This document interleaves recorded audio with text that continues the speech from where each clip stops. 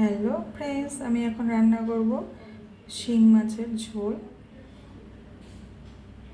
পাতলা করে শিং মাছের ঝোল কিন্তু খাওয়াটা খুব উপকার। তা আজকে আমি এটাই রান্না করব। এখন আমি মাছটাকে কেটে নিয়েছি, এখন হলুদ লবণ দিয়ে মাখিয়ে নিয়ে আমি ভাজবো।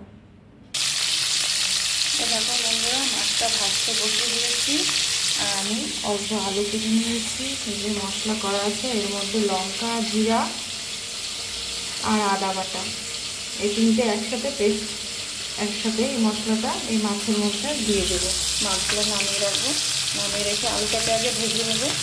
আলুটা ভাজা হয়ে গেলে মশলাগুলো দিয়ে মাছটাকে রান্না করবো। কালো জিরা ফোড়ন দিয়ে আলুগুলো দিয়ে ভাজা হয়ে গেল, এখন আমি মশলাটা দিয়ে দেবো।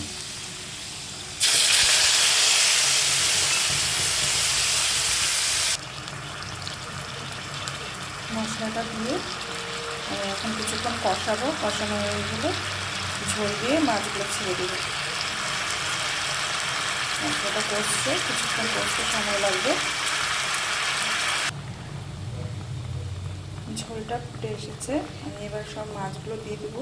মাছটা দিয়ে কিছুক্ষণ যাতে সেদ্ধ হয়, যতটা সেদ্ধ হবে এই মাছটা ততটাই নাকি ভালো ঝোলের মধ্যে সেদ্ধ হবে। অনেকক্ষণ ধরে এটাকে আমি একটু সেদ্ধ করব।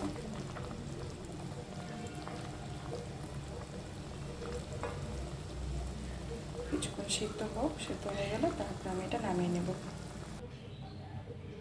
আমার রেডি হয়ে গেছে মাছের ঝোল, পাতলা করে একদম মাছের ঝোল। ওকে, বাই বাই।